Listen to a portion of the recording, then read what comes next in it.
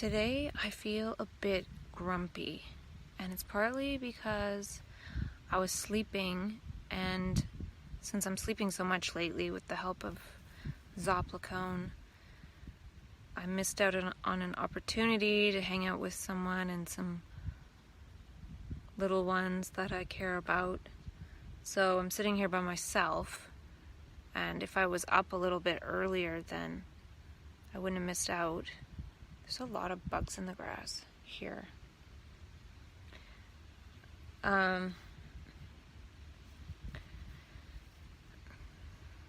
So I feel kind of like grumpy about that for some reason. And yeah, I think I heard someone calling me, but I was in my dark room and I just didn't get up. So I feel like that's partly because I didn't know what time it was, and then I looked at the time and it was late and I missed out. So kind of feel bad. Feel maybe mad at myself, because I know I have a bit of a wall up in general.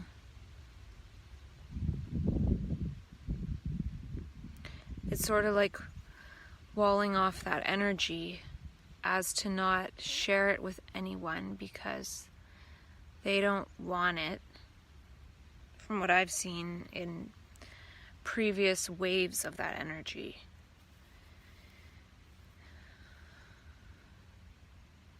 So I feel kind of disconnected and even more forgetful about people.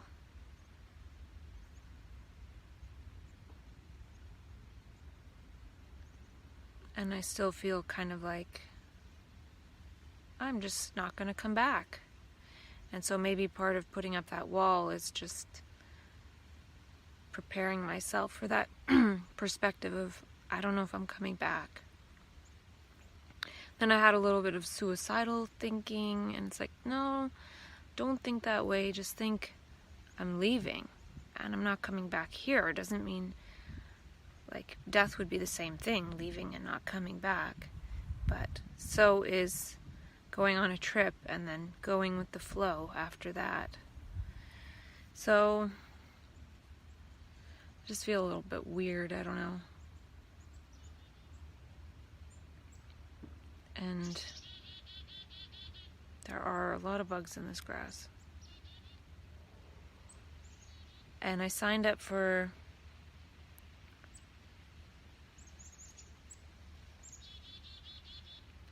Steve Pavilion's 30-day abundance deep dive. It was $100 US, and I'm just watching some of his bonus videos right now. He has one on subjective reality, which I think is something I need to learn about. And so I'm gonna get a bit more sun today.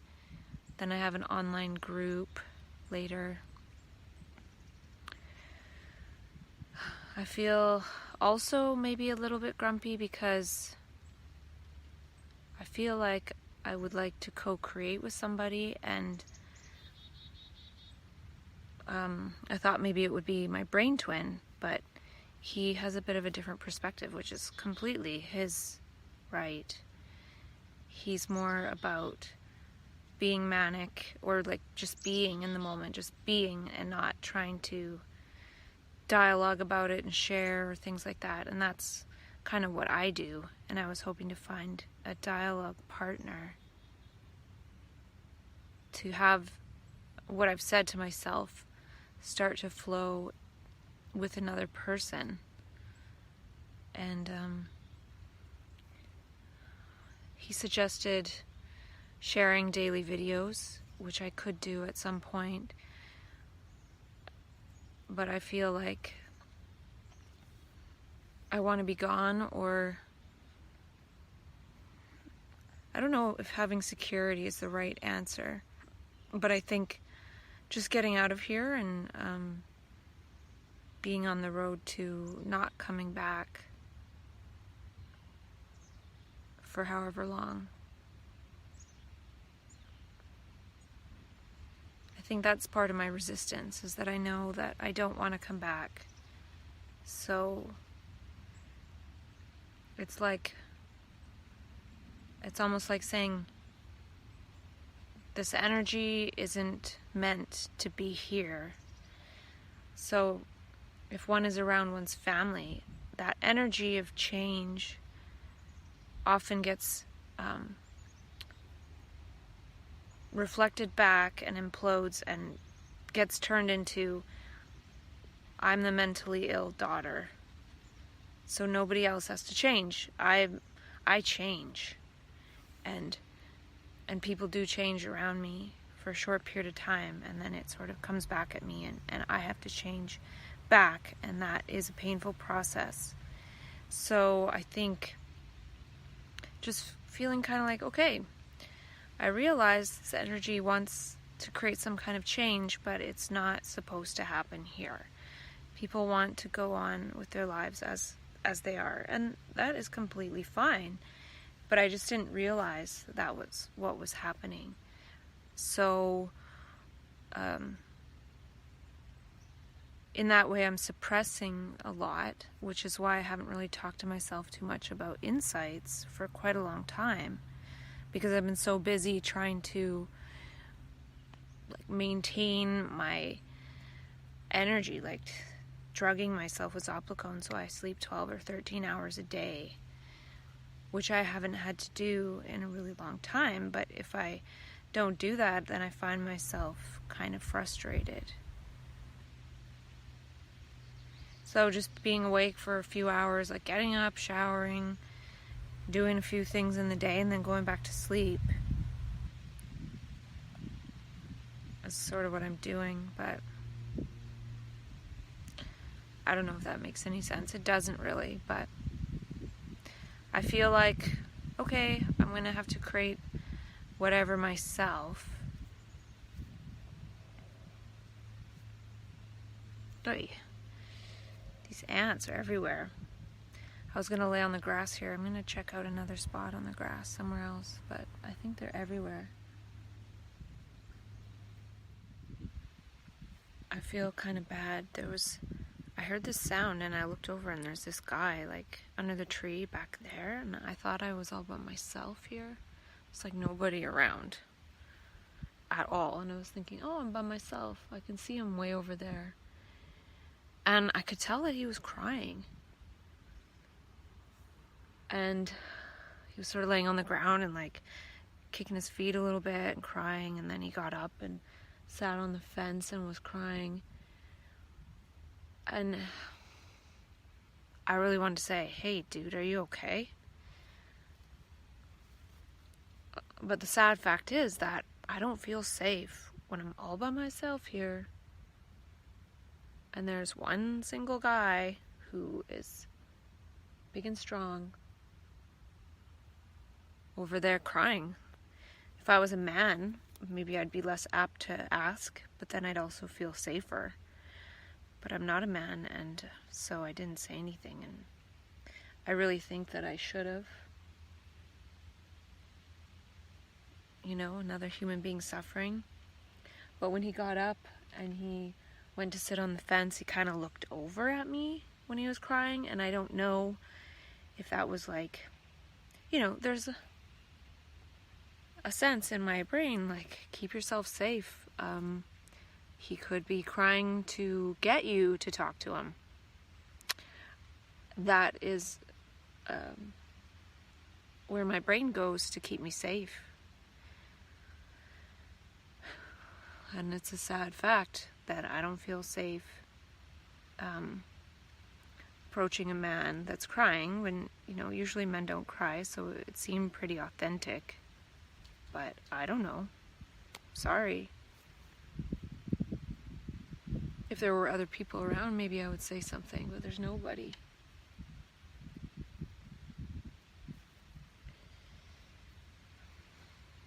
Though I could have held my phone with the emergency SOS button ready to go.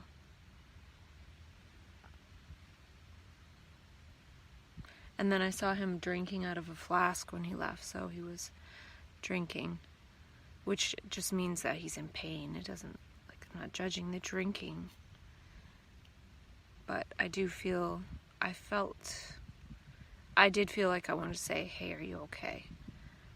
And talk with him. But being alone in a park, nobody else is in the parking lot at all. Nobody really comes over here. So I was thinking, oh, this is so nice just to have it to myself. But then somebody in pain wanders in, and I talk a lot about pain and mental health and bipolar and everything, yet I can't reach out to someone who's in pain because my fear of being alone with a man is greater. And that's a sad fact. Sad fact.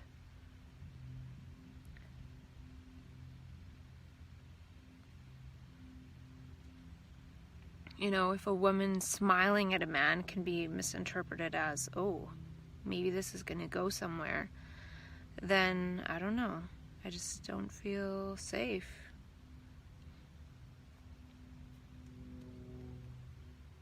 I think I didn't pass the test there. I think I failed. But at the same time, I didn't want to put myself in an awkward situation. And that is sad. Because that person seemed like he was in a lot of pain.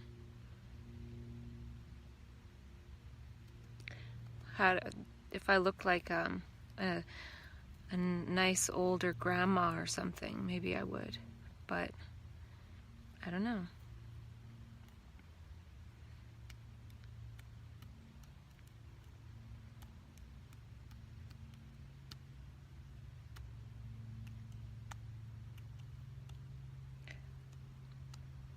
But I want to be able to be with people in those moments. I think it's really important. I think that was a royal mess up.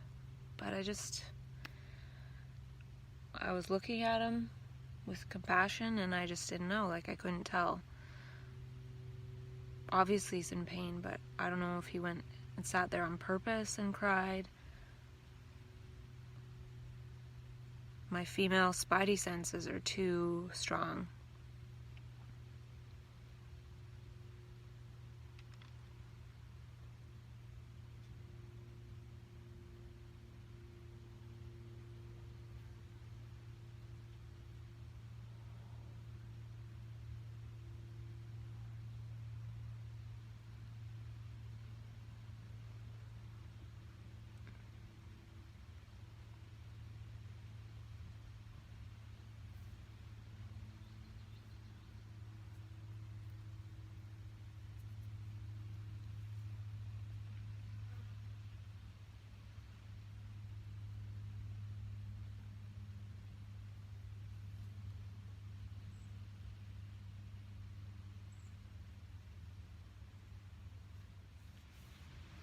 A lady just complimented me on my tan.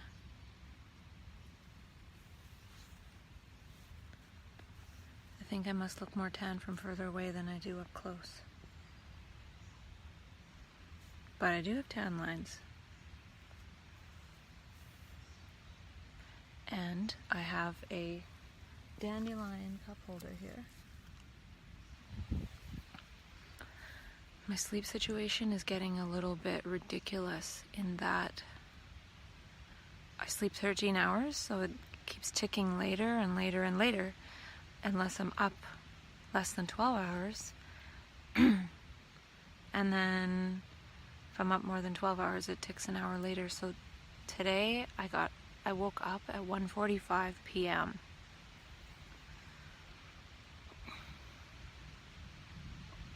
So the good thing is that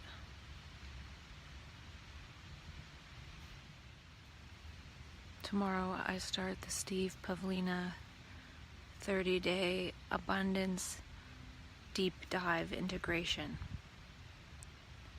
And I watched his bonus videos on subjective reality to do with abundance, relationships, and creativity. And so tomorrow, it starts at 11:11 a.m. and it goes every day at 11:11 a.m. for 30 minutes. and it only cost $100 US, which isn't bad. I was gonna do the thing with the spiritual master, but I hesitated, and I don't know if I'll regret that, because it was $350 US for the course, and then to see him when he's here, the retreat is $1,200 US. So it would basically be over $2,000 Canadian. And that's a lot for me right now, and not being in an abundance mindset. So I figured investing in the 30-day class for $100 would be cool. And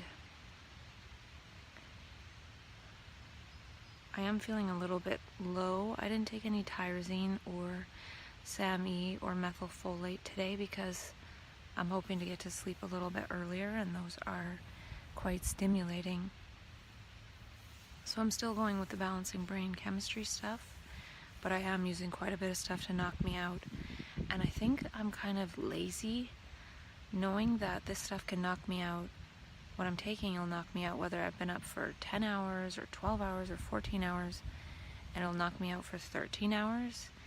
I kind of like, because I just sleep and sleep and sleep, and I feel that's good. But then now I'm starting to feel like I need to focus a bit more on my dream and not dwell on my present circumstances, which are rationally and logically fine, but they don't feel aligned with my dream.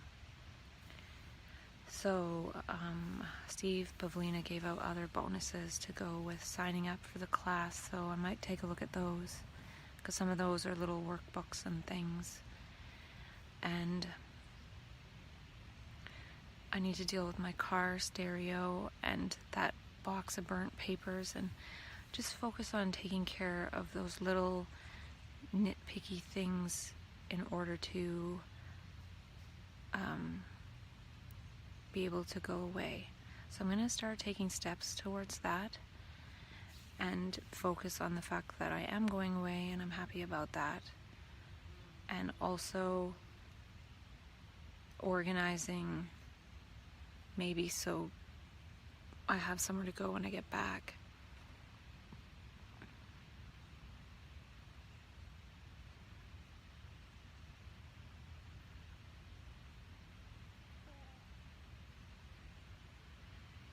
So I'm going to enjoy my 4 o'clock coffee and sit in the sun for a while, and then go to the coffee shop and work on some stuff on the computer. I feel like now that I know that I'm really alone with this, I need to start to create and share value. And hopefully this abundance deep dive will help me with that.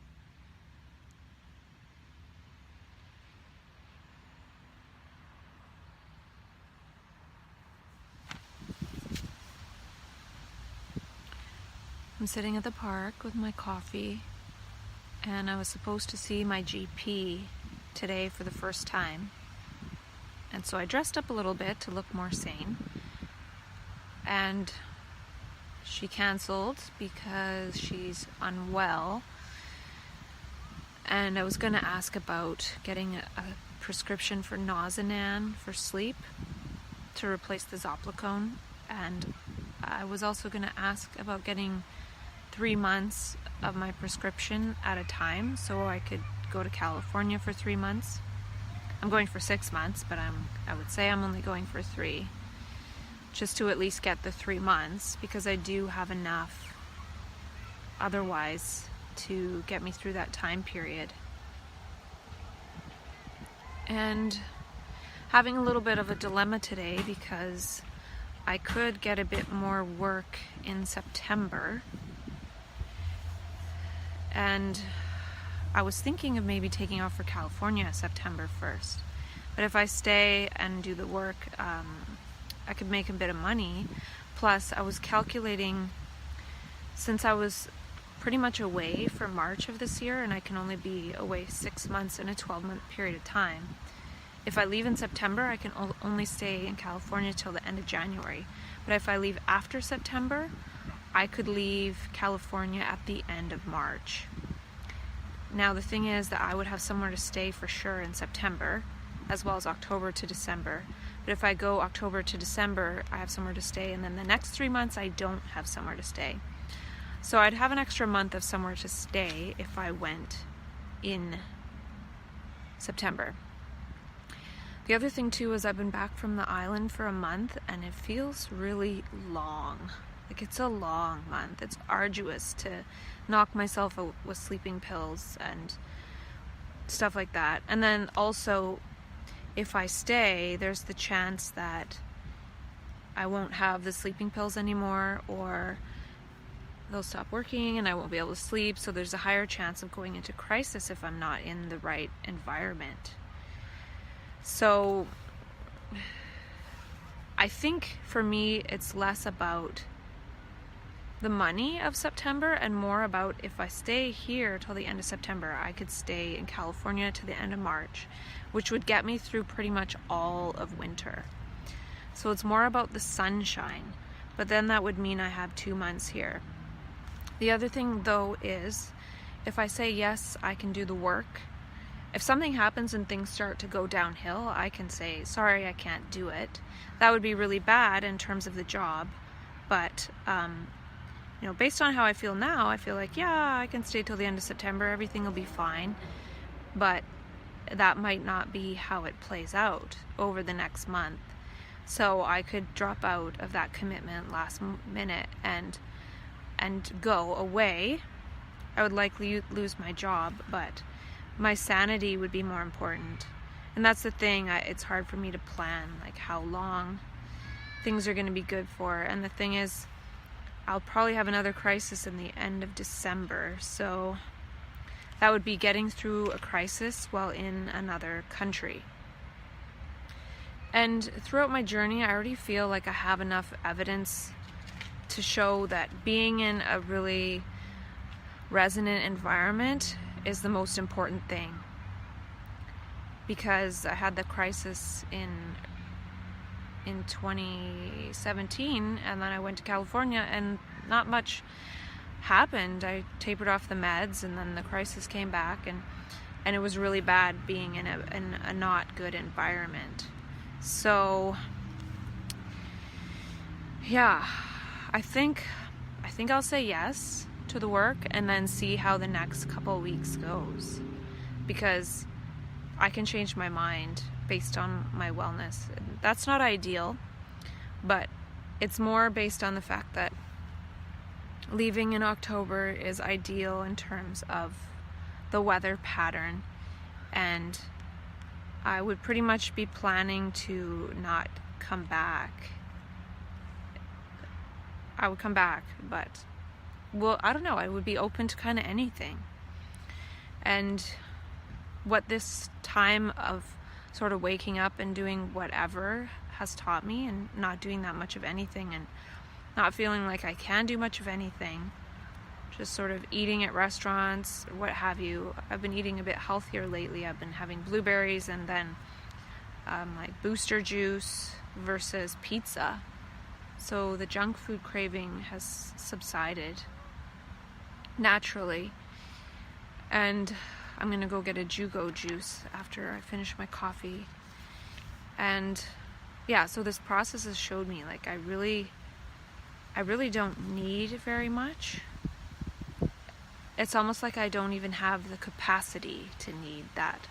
When I'm at my current dwelling, there's all my stuff, and I realize that all that stuff is sort of representative of needing something from the outside to fix me or help me in some way. And I don't think that there's anything that can help me from the outside. And asking for help from the outside is one of the problems. I don't think it's wrong, but I think that we can get to a point where we're not asking for that help. I would never suggest to someone, don't ask for that help if you really are in emergency, but I've seen the subtle ways that we try to ask for help because it's comfortable. It's a very subtle thing.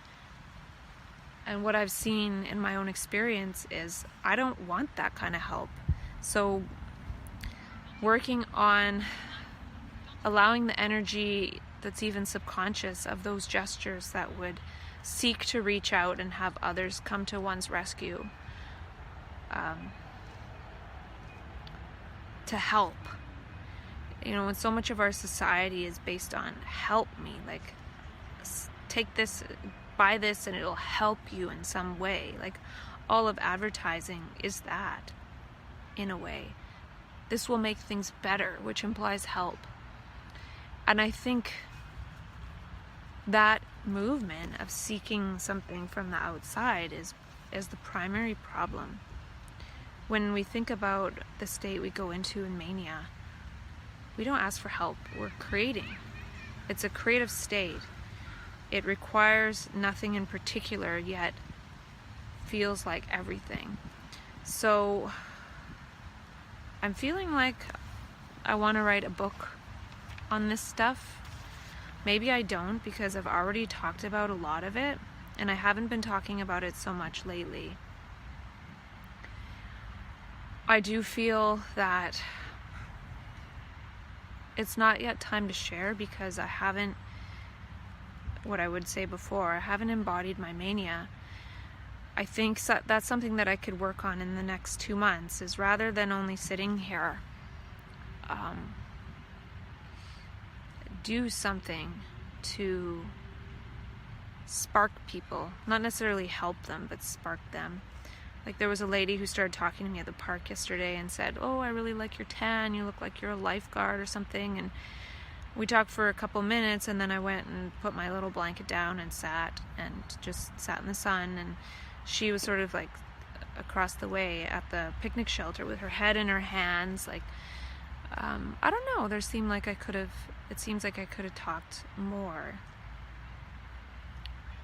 But I had my own agenda of sitting in the sun. So even getting rid of that agenda, the agenda to sit by oneself and do nothing, can move towards connecting with others without feeling like helping or what have you. It's just sort of a human faculty. So yeah, that's something I could play with this next month or two, since I'm like sitting here not really doing much anyway. But it's important, I think it's really an important phase to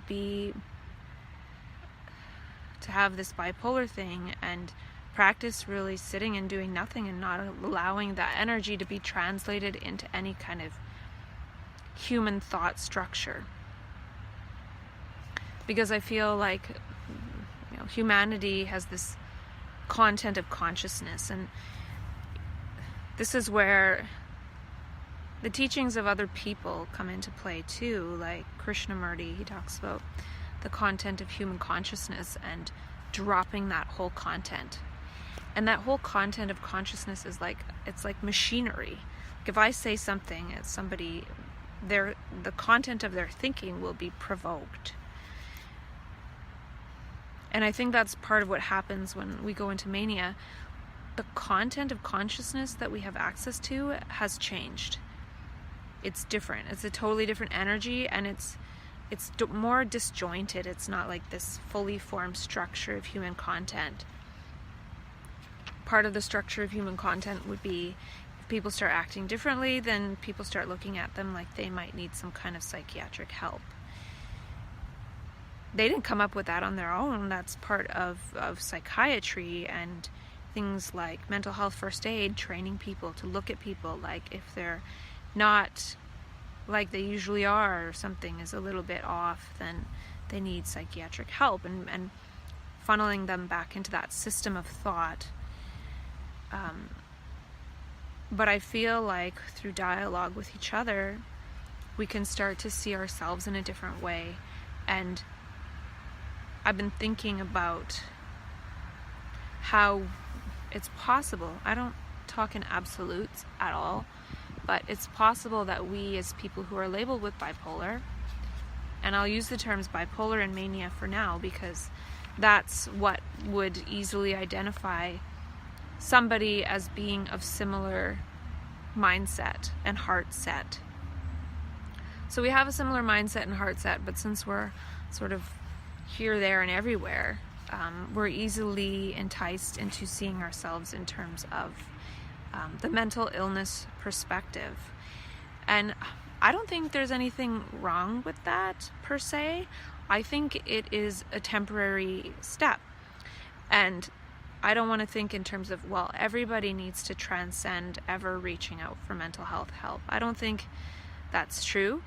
But I feel like if we end up back in that position of, say, being hospitalized, then we can realize it's sort of like a video game where we just lost a life, but we can start again.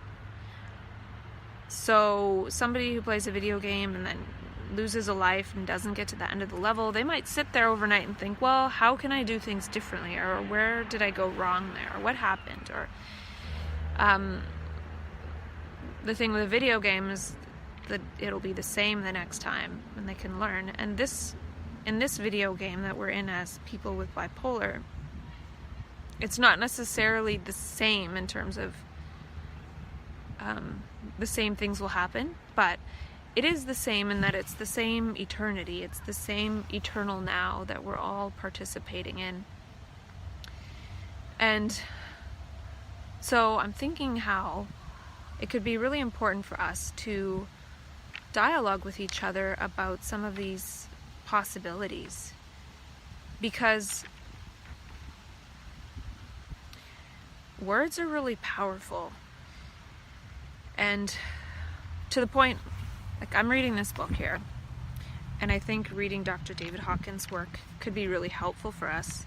And even Sean Blackwell, who did his series on bipolar or waking up, talks about the scale of consciousness by Dr. David Hawkins. And I feel that we really need to study consciousness as bipolar people, because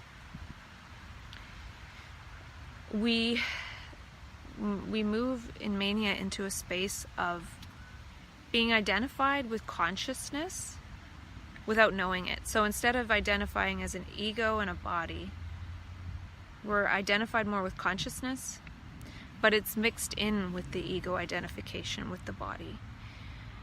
So I think that's not necessarily a problem, because by going between the two states, one can work to resolve some of those things that happen as a result of the ego-identified consciousness. And by being aware of what levels of consciousness manifest what sorts of situations, we can sort of know where we're at and how to, say, recontextualize it.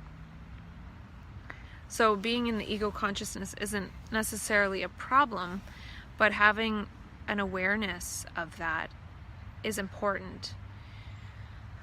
So, for example, one could realize that when one is around one's family, one is in the ego consciousness, or should be in the ego consciousness.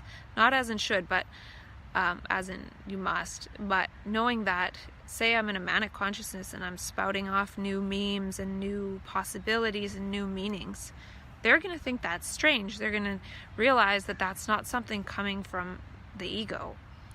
And so it makes them uncomfortable. They'd rather interact at the egoic level. And for me right now, I'm sort of avoiding a lot of those interactions because I don't like manifesting that way, and I don't necessarily have anywhere to manifest in a different way right now, but I'm avoiding that. So, because that potentiates manifesting as that role.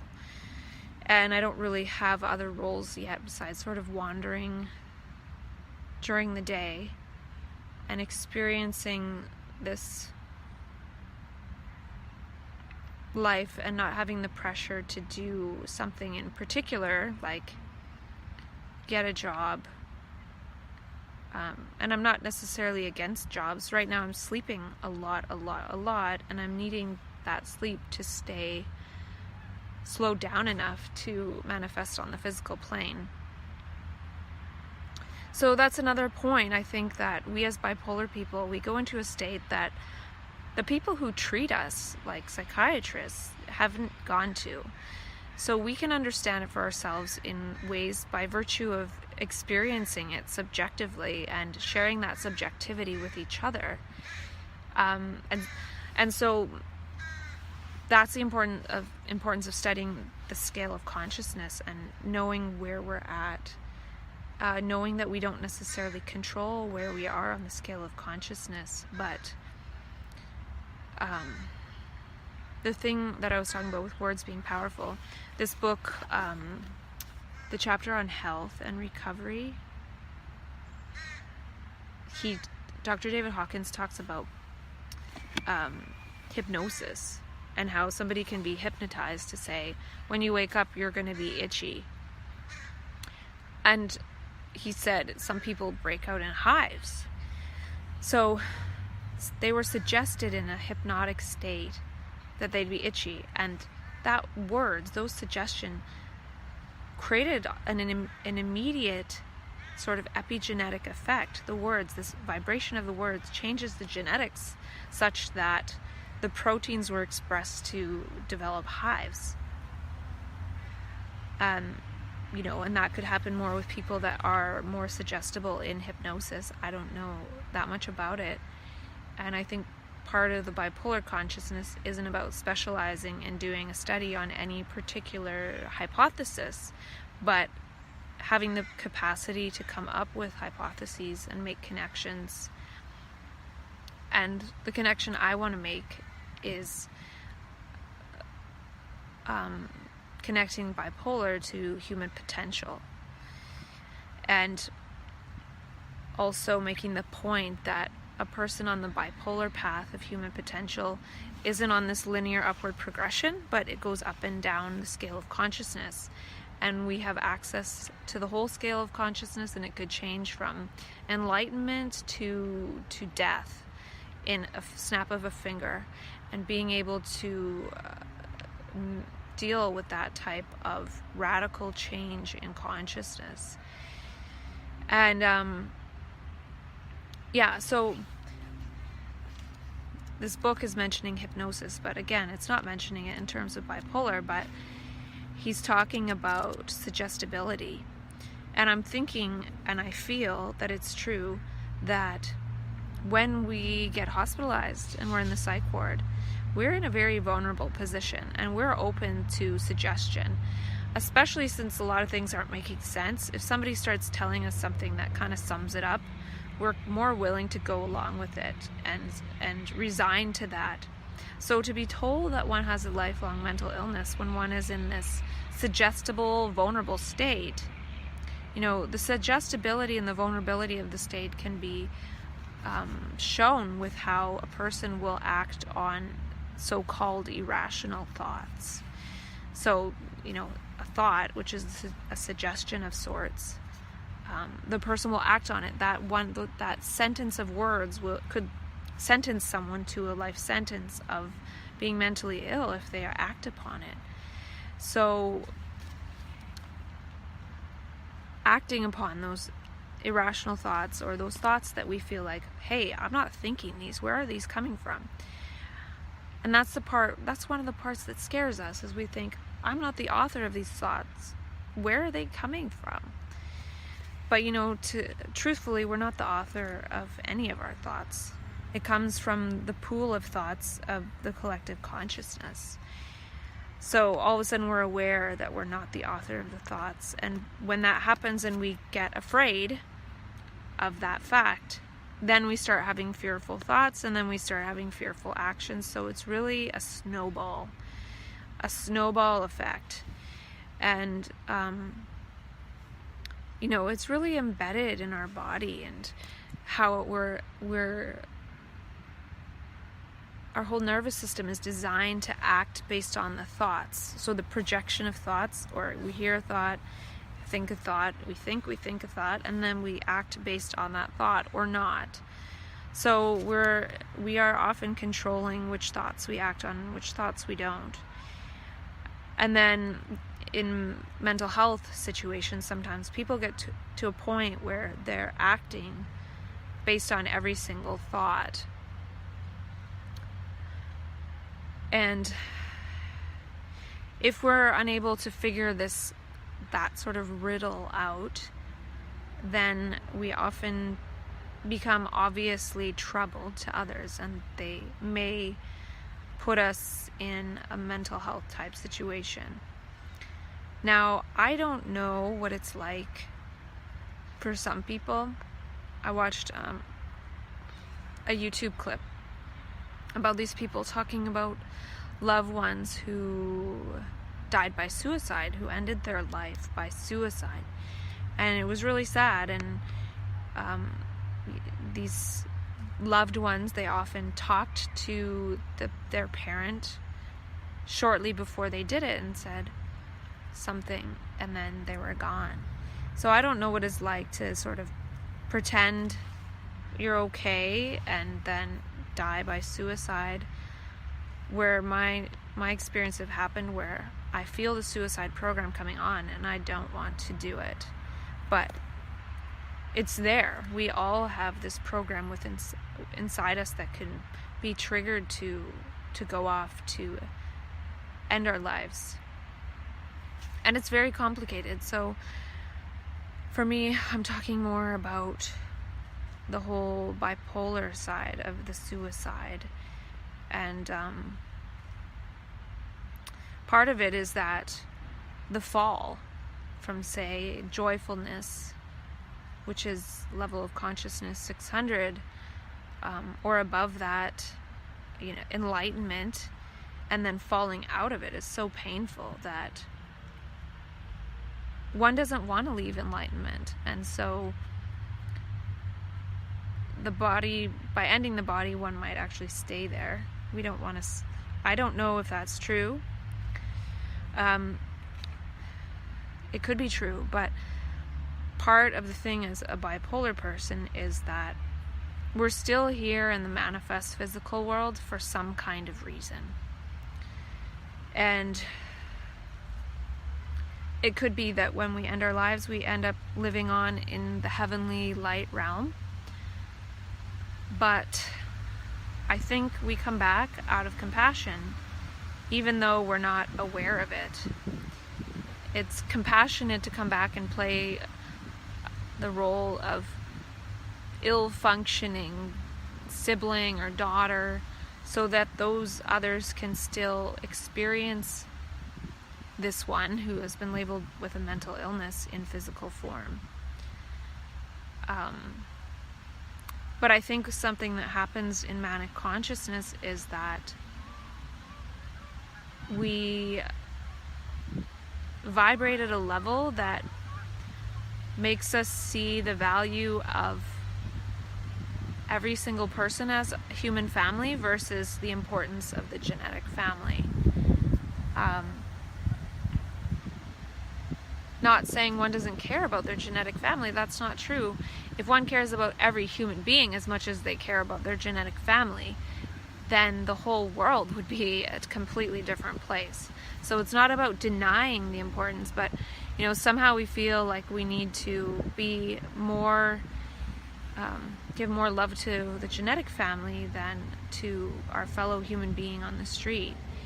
And I'm not saying at this level of consciousness that I'm at now, which is tranquilizing my brain nightly with lots of psychopharmaceuticals, that I'm in the position to feel like I want to act like that. But I have been in those states of consciousness. And I think that's part of this whole bipolar thing, is we need to start talking about how we are and how life is in those higher states of consciousness. Not only talking about our symptoms of the fallout, which they make a lot of sense when you think about them in a lot of different ways. Like I talked about the other day with the monkey experiment. We sort of start to have a fit when we realize that people are no longer responding to the energy of infinite joy and infinite love, and everyone is one family, and enjoying each moment and not differentiating based on programmed ego separate desires. So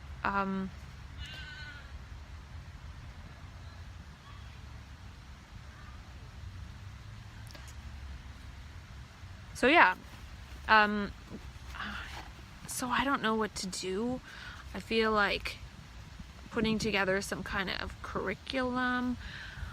I think only studying, spirituality, we're so spiritual.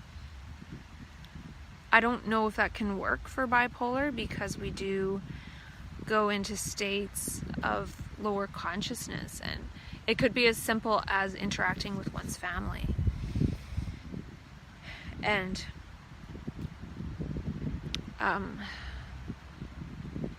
I think something that I need to work on is not mirroring that, but not responding to it. So not trying to defend myself, but being silent. I don't need to share my perspective with people that don't understand. And when we're around our family most of the time, they don't understand. And I don't know if they're meant to understand. And I don't even know what it is that one is trying to understand. There's nothing particular to understand, and I don't even think all these words that I've said are necessary. They're not.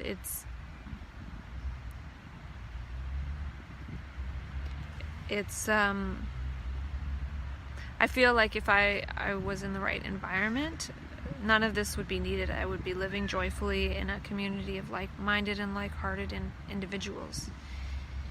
And that would just be joyful and what have you. But from this perspective, the perspective is, here I am, alone in a park, diagnosed with bipolar. When I'm around like-minded and like-hearted people, we sit and don't talk about things that we've experienced in subjective consciousness, because we all feel, I just have this mental illness, and it's all a bunch of crap. So, I think we've all been hypnotized, and I'm not saying it's a bad thing. We're all hypnotized by the structure of thought. And so when we go beyond that, it gets scary at some point.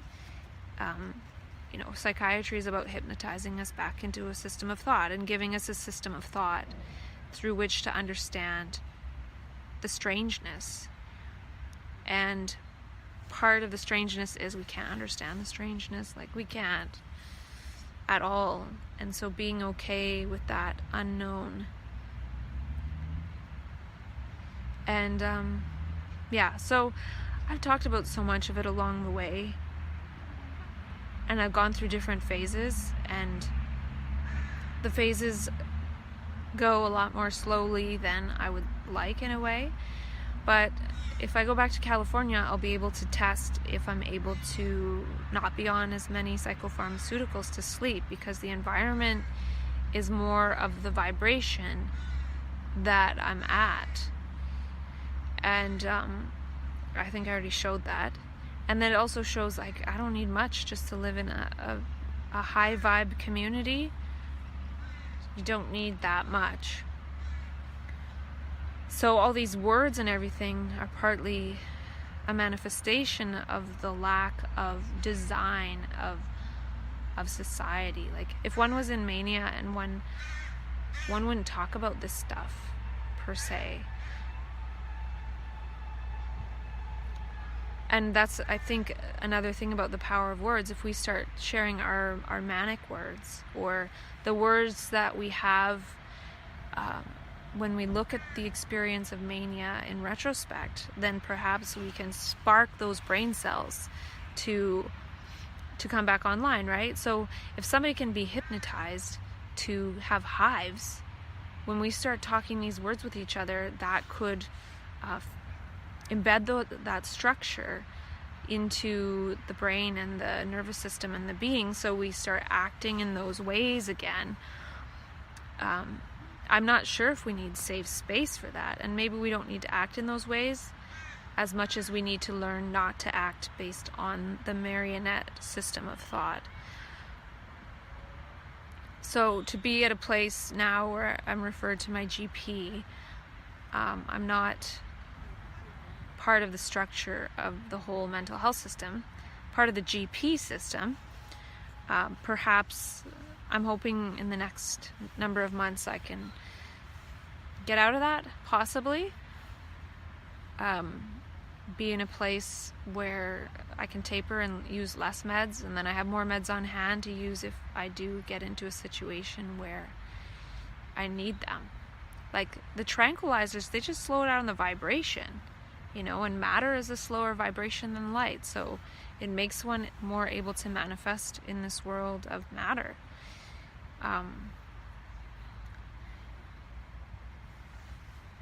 If we don't get enough sleep, we end up feeling like we're going to end our lives, and then if we do end our lives, we probably just go off into the dream world. We wake up from a bad dream of, oh wow, that was a bad dream, being diagnosed with a mental illness. But we're still here for some kind of reason, and we need to communicate with each other and have an understanding inside ourselves that nobody will know if we understand it in these ways that we're talking about with each other. They can't read our minds. We can read theirs sometimes, but they can't read ours.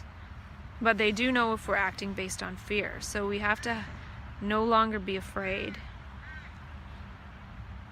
No longer be afraid of this deconditioning process, which can be really painful at times. So there's so much to be said about it, and yeah. Hi. I haven't really talked to myself much lately because there is an out-of-town visitor, so I've been socializing, and it's making the month go by pretty fast. I don't even know what the date is, but it must be like the 8th or 9th, I guess, of August. And so the visitor will be around for most of the next 10 days, or half of the next 10 days. So that gives me something to do, socialize, and that will make half the month go by quite fast. And another thing is, I took my car in today and they're going to replace the audio unit, and hopefully that fixes that problem that I'm having with the screen going blank and the GPS not working and things like that. So once that's sorted out, that will be something to be happy about. And I filled my prescriptions today, so I got another 2-week supply of Zopiclone, which at the rate I'm using it, which is half per night, will last me another month, and I still have probably a month worth. So I have 2 months worth of Zopiclone at the rate I'm going with it, and I'm also taking the 1.5 trazodone and 2 Benadryl and 2.5 quetiapine. So I got my prescriptions today because I'm seeing my GP tomorrow for the first time regarding mental health issues. And I'm really hoping that she'll be open to writing the prescriptions I need, because she doesn't have time to talk with me like the clinician and psychiatrist did. So she kind of has to trust what I'm asking for.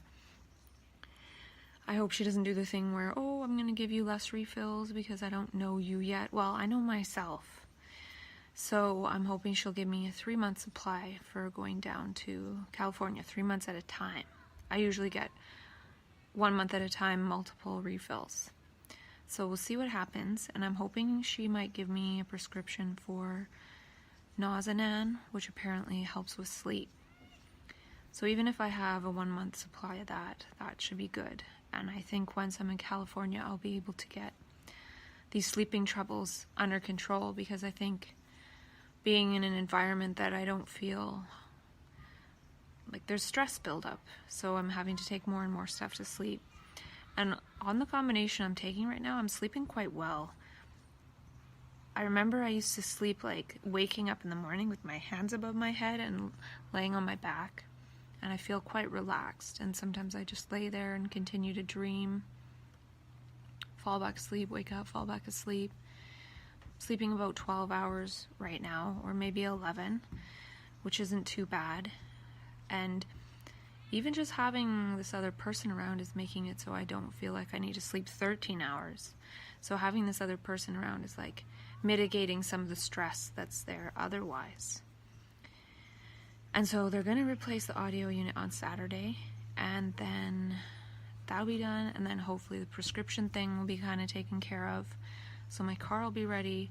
Hopefully my prescriptions will be ready. She might say, oh, well, I want to see you in a month, and then I'll write you the 3-month script, which I would rather get it now because I might decide to leave September 1st, depending on how things go. I'm planning on sticking it out here for September, but depending on how things go, I want to be able to just take off. So I'll tell her I'm planning to leave September 1st maybe, and then she'll write me the 3-month script, and I already have 2 months refill on the other, so I can just get one of those and then fill the 3 months, and I'll be good to go. And I don't know what the other thing is, but I'm sitting at the park taking a little time for myself, and my brain's been working away a little bit lately. I've been taking this deep abundance integration with Steve Pavlina. I followed his blog on and off for a few years, and I don't really live like he does per se, but I think he has good ideas. And right now it's about day 7 of 30 days in a row of half an hour, but he goes for more like an hour, and he'll probably sell the program afterwards. But it's interesting because he talks about subjective reality as a lens, as a tool, as well as objective reality. And he did this thing where he talked about the movie Mission Impossible Fallout through a subjective lens, meaning sort of extrapolating the symbolism and the meaning to like a story or like a hero's journey or to the journey of his life.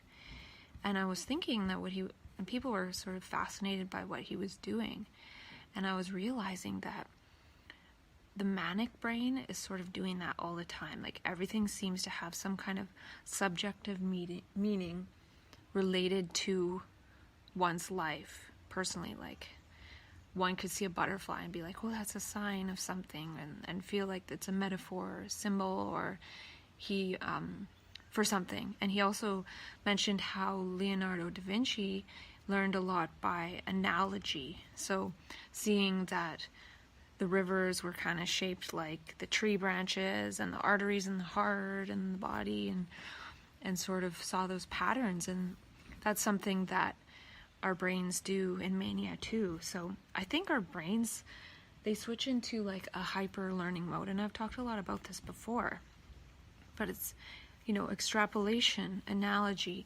simile, metaphor, whatever. There's probably a lot of different terms for how the brain changes in operation.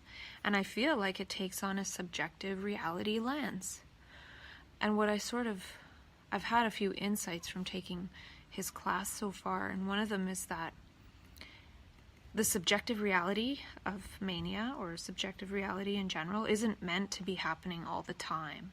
It's a certain lens, it's a certain, I feel like the universe is making that lens come up in us. So people who don't have that changeover automatically through the powers of the universe can still think subjectively. But in mania, our brains go into that sort of thinking. And then it's seen as an illness when really the brain is sort of shifting in the way it's perceiving and thinking, and then in that way it experiences the world in a different way. And perhaps if we learn to switch into that and switch out of it, like just the brain popping into that perspective for a period of time has some kind of change. It affects the whole in some way. But then taking it personally, or the thing is that when the subjective reality lens changes back to objective reality, like a separate ego self, that's an object, that's not directly participating and rippling in every single moment. So it's like from participatory and possibility and collapsing wave functions and potential of subjectivity to objectivity. And the other thing I wanted to mention myself is I realized when I was driving today that I think this whole thing that I've been talking about forgetfulness, can be reframed as I have very little needs. So I'm forgetting about so many things that I have or things that I commonly or often do because I don't need it. I can literally sit with my backpack and just sort of go about the day and do whatever. And I don't think that's necessarily bad. It's just a sign of not really needing to remember those things because I don't necessarily need them. And that could be it for today. So I can't remember if I mentioned, but I found out I will have the house to myself for a whole week on the 25th. So that's a good chunk of the month too. And I'm thinking that I might try to make some videos, like some summary videos. It's summer right now, summary. So,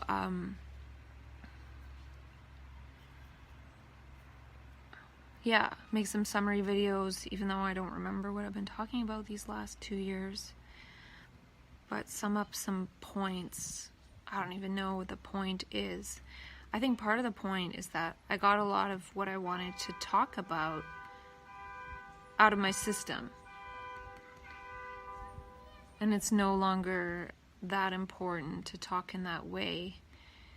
And then I've realized that being in the wrong life and living situation creates stress, and that's probably part of why I'm not talking to myself in those ways too. And I don't have a place where it's just my own place where I can talk about things that I want to talk about with myself. So it's kind of suppressed, and that's okay. I'm not really experienced side effects of the meds, so I might try to make some videos, kind of summary ones, or talk about new stuff. I do have some new stuff written down, but they're very short points, and they're not really, like, if I look at them, I don't really think of more extrapolations for them, which could be good. I think I had a really strong need to talk about all those things in the way that I did, and now I'm just feeling like a lot of my needs are disappearing. I need sun, I need to be warm, I don't like being cold, and nature and beauty, and somebody that I care about around me, I guess. So that's what I'll be exploring when I'm in California in October.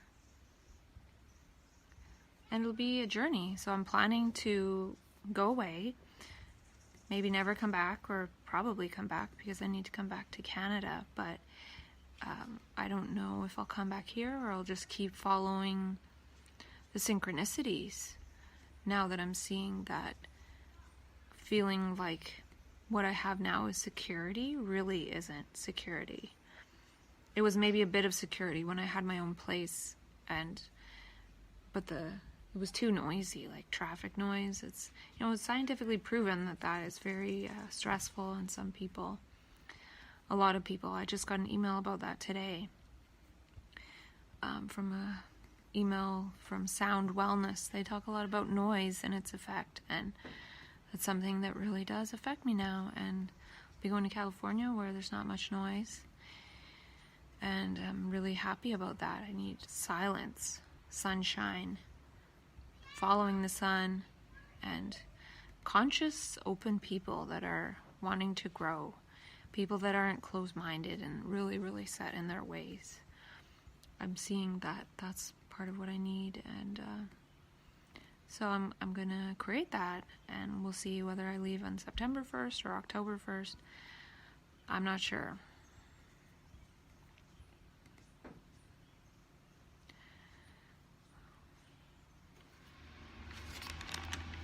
I've eaten this whole bag of high chews in less than a week.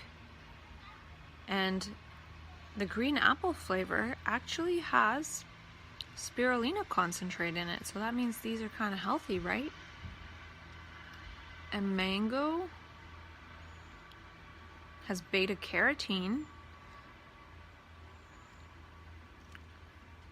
This is great. Actually, I have 2 left, green apple and mango, and I'm gonna eat them now. So yeah, I'm not really eating healthy, but I'm getting through it, and I'm looking forward to feeling healthier at some point. But I really don't feel that bad, all in all. Pretty good considering how many meds I'm taking and things like that.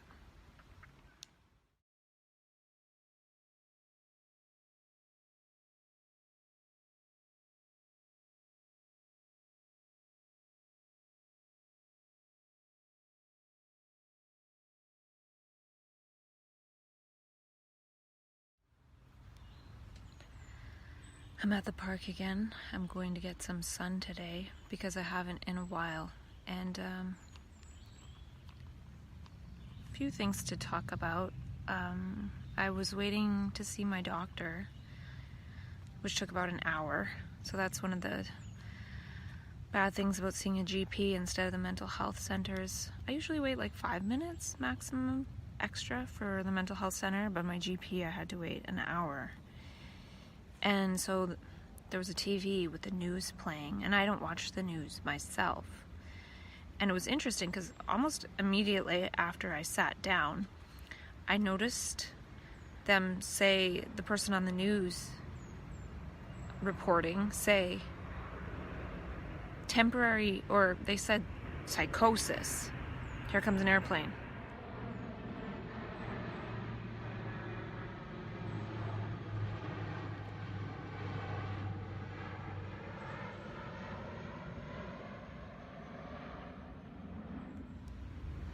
That wasn't just any airplane. I think that was one of those monster cargo planes.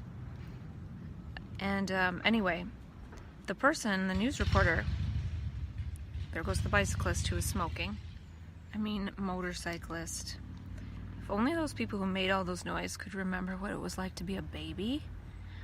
There could be people walking babies through this park.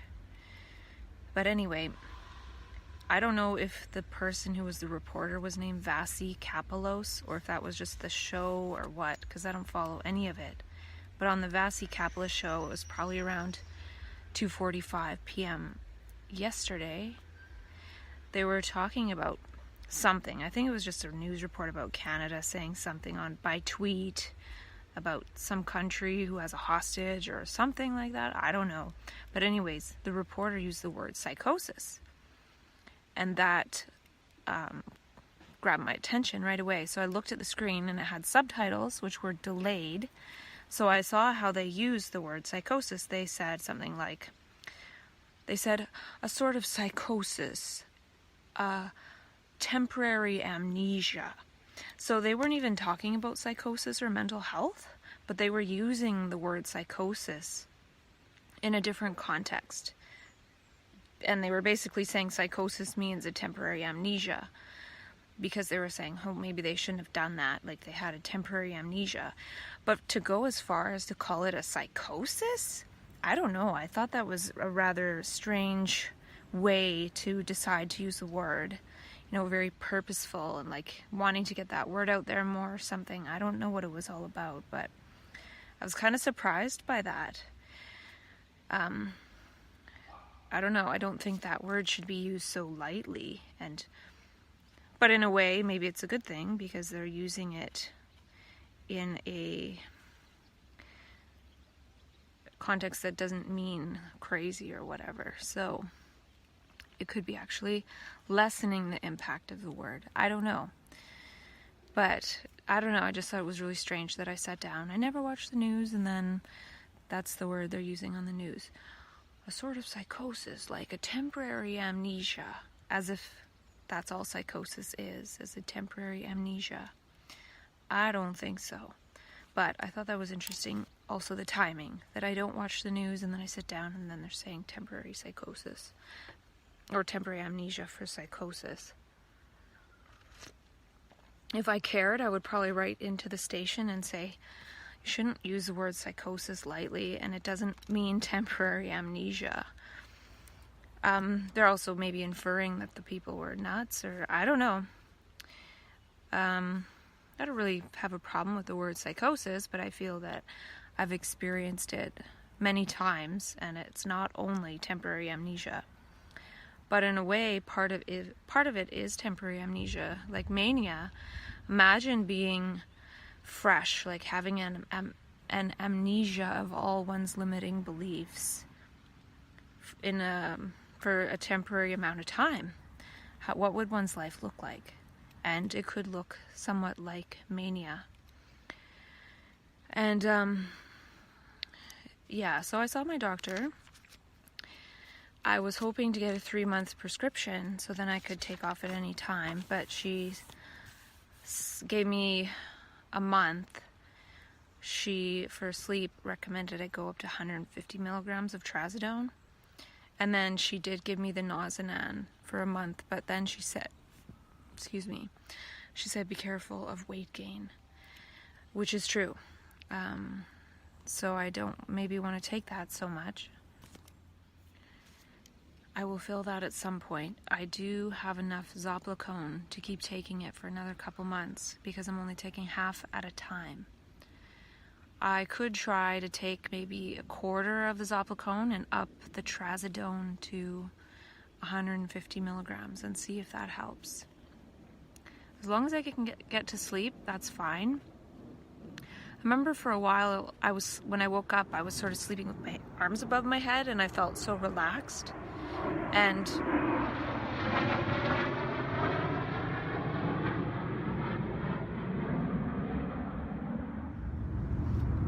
I'm gonna have to remember that clip is very loud. And so lately when taking these pills for sleep, I'm waking up like that, and I do feel really calm and relaxed. And I am noticing that the spire is showing less tense breathing in general. I'm not wearing it as much as I was. I kind of forget sometimes.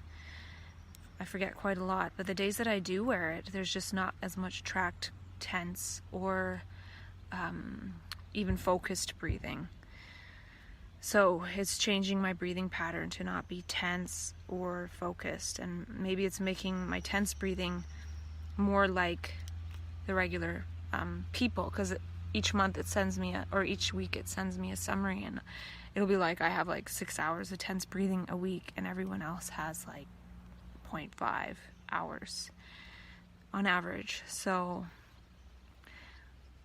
it could be good because it's calming me down.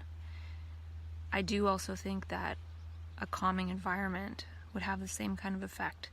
So when I go to California, I want to experiment with, will I have more calm breathing, less tense breathing, and be able to take less and less medication. Right now, I'm taking 75 milligrams of trazodone and 100 milligrams of quetiapine. No, 50 and then a half. So 62.5 of quetiapine. And I'm taking 2 Benadryl and then the half of a Zopiclone. And today, I weighed myself for the first time in a number of years, though I might have weighed it once a little while ago. And my scale said that I weigh 120 pounds, and that's actually not too bad. I haven't weighed myself in years. I used to weigh myself a lot when I was younger. And then when I was doing raw vegan about 3 or 4 years ago, I never weighed myself because I was really thin. And when I did weigh myself, I was 105 pounds. And I looked really healthy. And I was taking psych meds. I was taking 750 of lithium and I was taking 150 of Zoloft, and also probably 25 or 50 milligrams of trazodone. That was my daily thing for many years, for probably 3.5 years. And I was raw vegan for the last year of that, and I was 105 pounds, and I felt really healthy and really good. But then I tapered off my meds and destabilized and sort of messed things up, quote, messed things up in a way. And now I'm taking more psych meds. I'm taking quetiapine. I'm not taking the lithium because I'm taking lithium orotate. But I'm taking quite a bit of psych meds, and I'm 15 pounds more than my really healthy weight. Not meaning I have to be 105 to be healthy, but when I'm being really healthy like a raw vegan, that's what my body can accomplish. So to be only 15 pounds heavier when taking these extra psych meds, taking antipsychotics, which I never took before, and also I haven't been cooking for myself at all. Yesterday I had a huge mucho burrito. The day before I had a big thing of pad thai, veggie pad thai. The day before that I had Indian food with naan and rice, palak paneer, and it keeps going back like that. So I've been eating at restaurants every single day. So to be 120 is not that bad. And I don't really care. I'd like to feel healthier, but I think it's good to know that I can eat restaurant food and not be the healthiest and still not gain a ton of weight. So it is possible.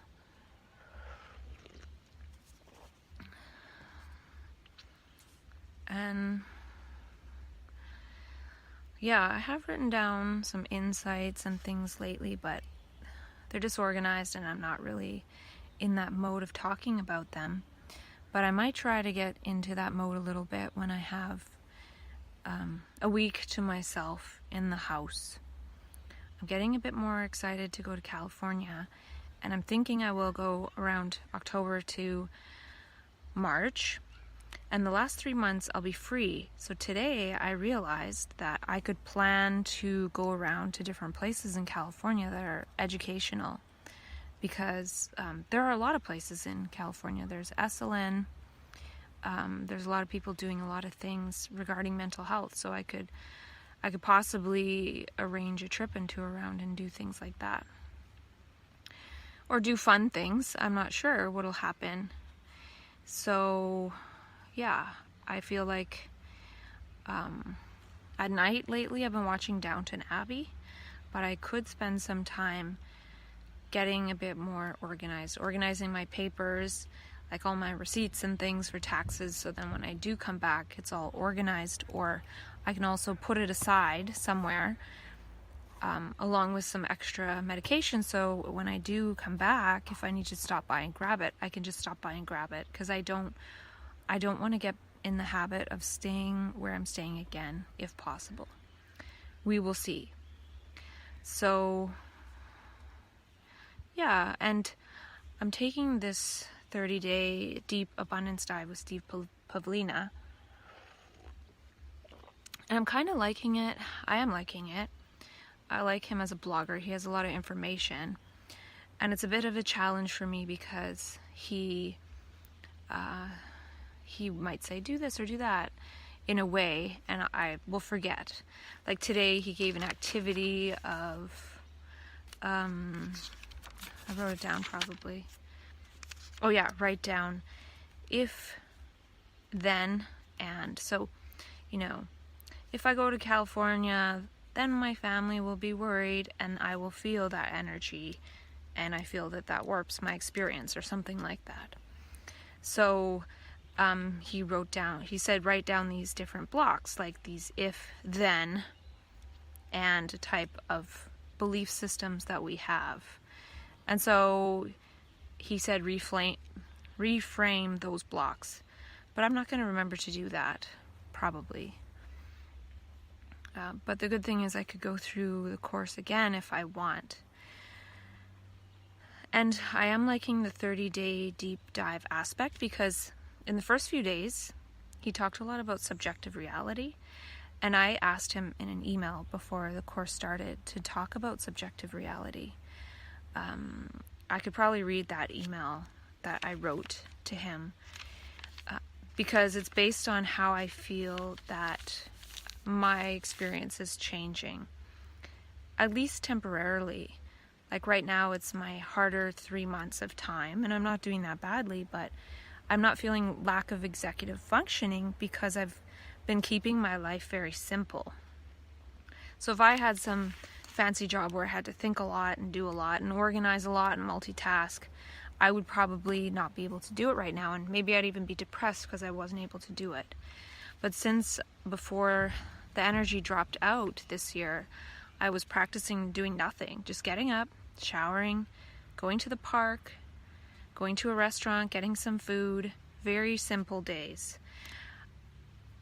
Since that is within my level of functioning even now, when maybe my executive functioning isn't as good, there's not a subjective experiencer or interpreter interpreting myself and my experience as, oh, I'm not good enough and I'm not able to do what I'm usually able to do, because I've practiced this type of simplicity that is kind of like what I was talking about with myself years ago, being home less. Not homeless, but being at home less. And I was like pretending it would have something to do with helping homelessness if you're home less. But in a way, this experience that I've been having of being at home less, sunny out, it's been a good learning experience, I think, because I've learned, hey, I can spend extra on food, I have a place to live, I have a car, I can spend extra on food and just sort of go about each day and do whatever and be in the sun and enjoy myself. I don't really need that much to enjoy myself. I've learned that I don't need all the things that I have to enjoy myself. Before the energy dropped out, I did spend a bit of money because I bought like that pulse oximeter for the finger that I couldn't return. It doesn't really work very well. I bought that heart math device that I haven't been using. I never think to. It's sitting on the shelf at home. And I bought the Cardia device. So like things to be like getting some kind of feedback about how my physiology is experiencing things. And I don't necessarily regret that, because I also bought the Spire, which I do feel has yielded lots of good information. So, you know, without knowing it, I was going through a process of finding some sort of biofeedback device that I found helpful. And I ended up returning the Cardia device, and I still have the heart math device. But now my brain is in a state where I don't even think to use it. It's in a different space of functioning. So maybe if I was trying to push myself in ways that I'm just not able to do right now, then I'd feel like, oh, I need to do the Cardia device to breathe coherently or something. But right now, I can breathe coherently in the park, or I can spend time with a friend. And years ago I might think, oh, I want to stay home and talk to myself about insights instead of hang out with a friend. And now I'd rather hang out with a friend because my brain's not in that mode. I'm thinking that it probably will go back in that mode as I lower the medications when I go to California. So over these years, I've learned a lot. I've learned not to resist the medications where they're helpful. I've learned to use the medications and also supplements to mitigate some of the ups and downs. I feel like I've possibly gotten over the depressive aspects, perhaps, because even this time with the last crisis, I didn't go into depression, and that could have been because I went to the island. Last year, I did have a big depression. Not even that much, but there was more psychosis. And then I worked at that warehouse and I got through the winter. It was really hard. 3 months, so difficult. This time when the crisis happened and it's summertime, I'm able to be outside, live simply, and there's no depression. I haven't really experienced any of it.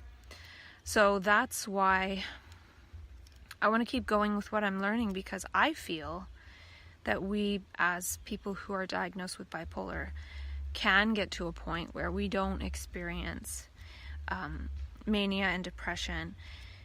And other, for example, there's bipolar in order, which would say learn to be functional in all your states, ups and downs, and like you still have terrible depressions and really strong manias and things, but you learn to function within that. But through what I'm learning, and I could be wrong because I am taking meds right now, I think there is a way to not have the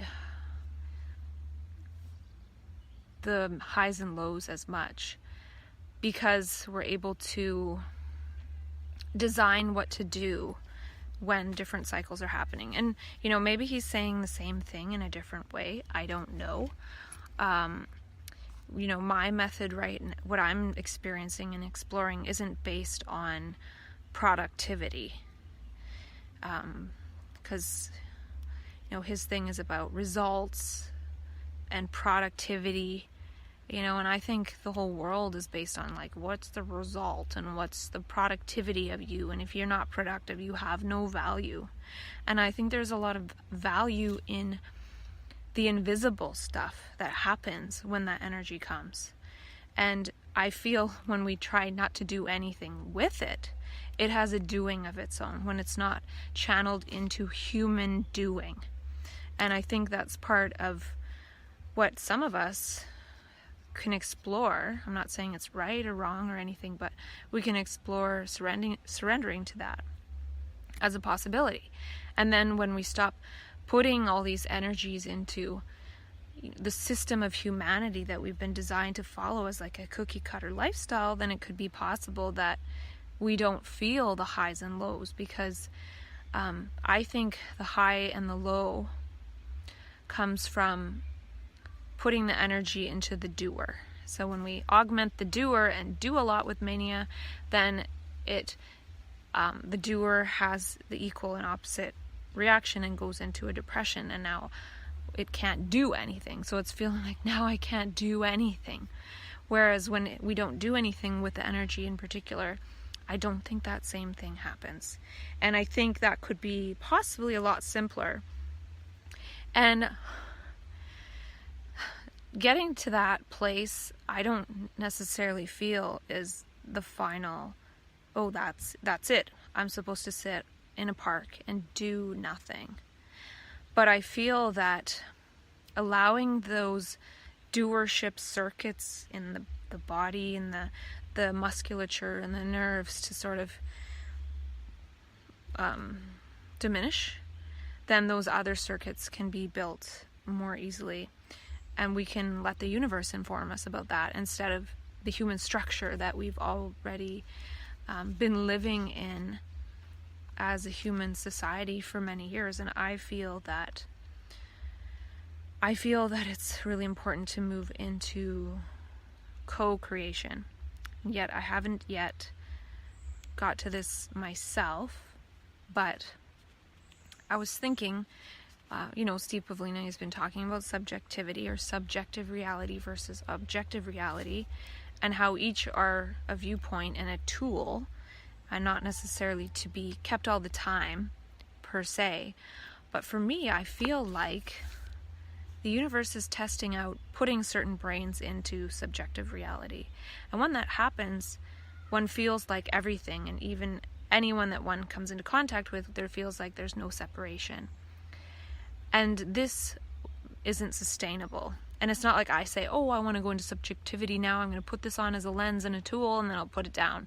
No, the universe puts us into it, and we don't have a choice.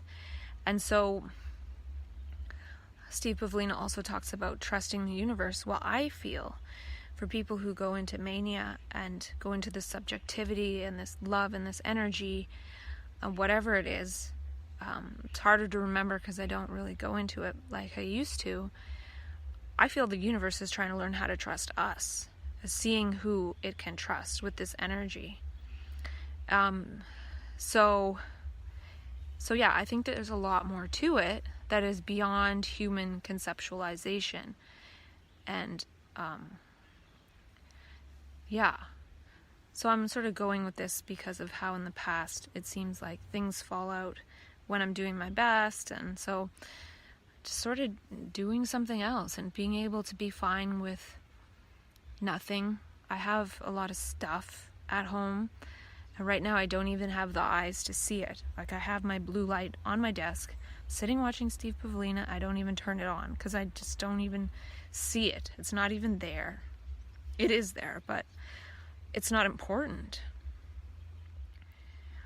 So I don't know enough about bipolar in order to fully go into it, but he talks more about functionality, outcomes, results, productivity. Everyone, well, I don't want to say the word everyone, but people like to feel productive, for sure. But I just think there could be something totally different that we're missing. So I could try to spend my energy trying to be productive in the constructs of human society, the 9 to 5, the rat race, the treadmill, and maybe fail at that over and over again, but keep trying. Or I could do the opposite. I could get really good at doing nothing. Getting up leisurely, taking a shower, coming to the park, enjoying a coffee, sitting in the sun, getting some earthing, listening to the birds, and then getting some kind of food at a restaurant, which supports the local business or the food chain, if it's that. And perhaps if I get good enough at that, and I'm so attached to my stuff and, my own kitchen with my own supplies and my own habits. I don't even have a kitchen right now. My stuff that I use, like lighting a candle or looking at a tarot card or something like that. I haven't done any of that. Those things are all in drawers. I never see them, and I don't use them. I even forget to put my love whistle on half the time right now. So forgetting everything instead of trying to remember how to use tools in order to function in the dysfunctional world. So after so much of doing that, it's possible that it's easy enough to wander away at some point and know, hey, I just need sun and food and whatever, and wander in reality. And then maybe that's when one meets someone or makes a new friend, or life can go in a totally different direction than something that would be found within the dysfunctional functionality. All I really need is this backpack and a place to sleep. And I'm getting to the point, maybe if I didn't have so many supplements to take, that I could just sort of wander, possibly. I don't have the money to just wander like that right now, but that's the other thing that I've noticed with the Steve Pavlina deep dive, is that by listening to him every day, today's day 9, by listening to him every day, my mind is getting into a bit of a different state. He talked about subjective reality from the very beginning.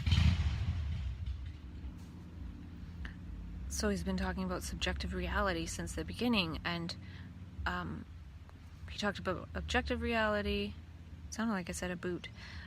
Objective reality, subjective reality, and then like telling your story and reframing and the if-then. So he's giving these different tools.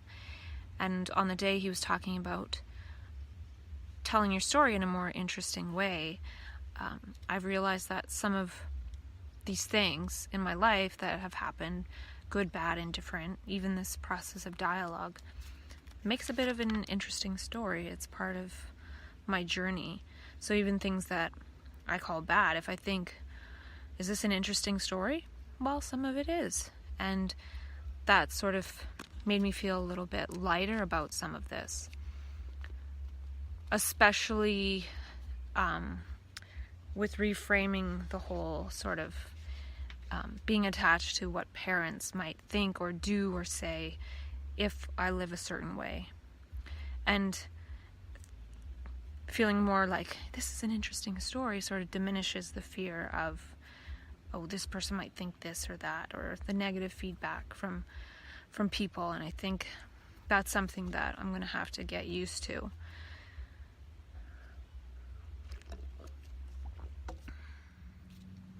I'm not sure what I was saying, but something I wanted to say was that by doing the first 9 days of this 30-day abundance deep dive, I'm sort of seeing the value of watching something daily to get the brain into a different way of thinking. And then I was thinking about all the stuff I've talked about with myself, and how if I eventually do share it and somebody watches a little bit every day of some of it or something, then maybe it could be helpful for people that are bipolar. And yeah, and then even the process of me talking to myself almost daily, not as much lately, which is fine. I can see the different sort of stages that have happened for me. This stage that I'm in now is about releasing attachment to people who I think that I need to please, as well as to my stuff, and to doing anything in particular. And I do feel like when I go off to California,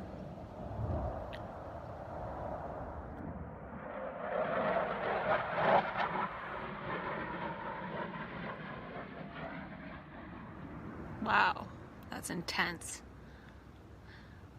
The planes are doing some practice. And yeah, so when I go off to California, I'm going to be going from like zero, sort of like mania in a way, like just going and having a journey, but having a lot more wisdom from all the number of years that I've gone through this. So it should be interesting. That might be the start of when this gets interesting. I do know that I do want to create something to share at some point, because besides my little blog posts, I haven't really published very much. And sometimes I think, oh, I could write a book, but I don't know if my brain can organize things in that way. But yeah, when I have some space in the house, I might work on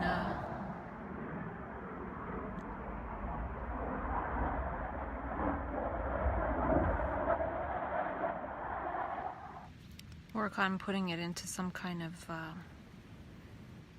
not logical format, but something.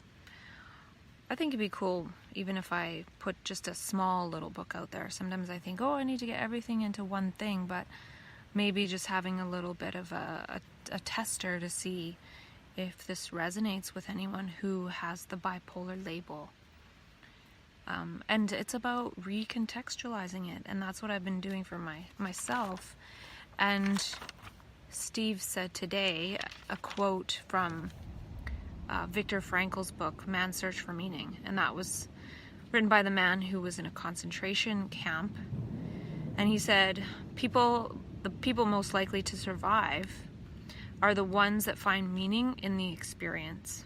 So he was talking about his awful experience of being in a concentration camp. And for me, I just sort of made that analogous to the experience of a bipolar label.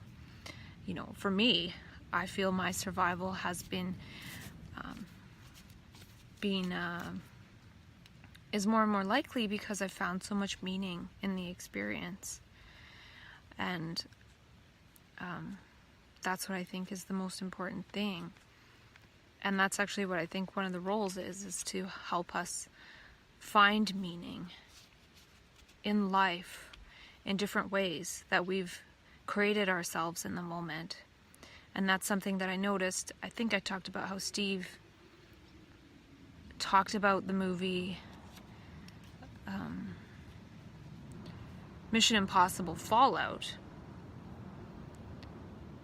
And he was extrapolating the different themes in the movie. He was making sort of metaphors and analogies, and he called it in the subjective reality interpretation according to his life, right? Like what is meaningful to him. And I saw that that's kind of what our brain goes into when we go into mania. Like everything we see feels some kind of meaning subjectively. Maybe it's not objective meaning. Maybe that meaning isn't out there as an object, but it's subjective meaning, and we can take that subjective meaning, we can share it, and maybe some people will see that subjective meaning within their own subjectivity too. And maybe by being able to give subjective meaning, maybe that has a lot of value. People on the Zoom call seemed to think what he was doing was pretty cool. And then I realized, wow, that's the kind of way our brain goes into mania. And we're talking about these things and the subjective meanings, and that's why we're saying things that are kind of out there sometimes, because we're making these really big leaps in what things are associated. You know, that's what advertising does, right? They try to like associate a truck with like a beautiful person or something, when the truck has nothing to do with a beautiful person per se. But by making that association, we feel good, or like having the truck has more meaning than just a truck. And trucks going by right now. So we can do that each moment in our life, and that can give our subjective life meaning. We've been taught that most of what has value is what is objective, and we've been told what things mean and what to value. And when our brain changes and we start seeing things differently and making our own evaluations to our own subjective experience, then that is seen as a mental illness when it gets to a certain point. I don't think it's that at all. I think we need to learn how to share that subjectivity and pass on what we see as meaningful to others. Otherwise, they can only adopt what they've been told is meaningful. And more people are seeing that as meaningless. Like, look at the teenage suicides. It's for a teenager to end their life, to see life as meaningless. If one was to be able to go into the manic perspective, automatically one would have access to infinite subjective meaning in each moment. And I think that is really important. It's really important.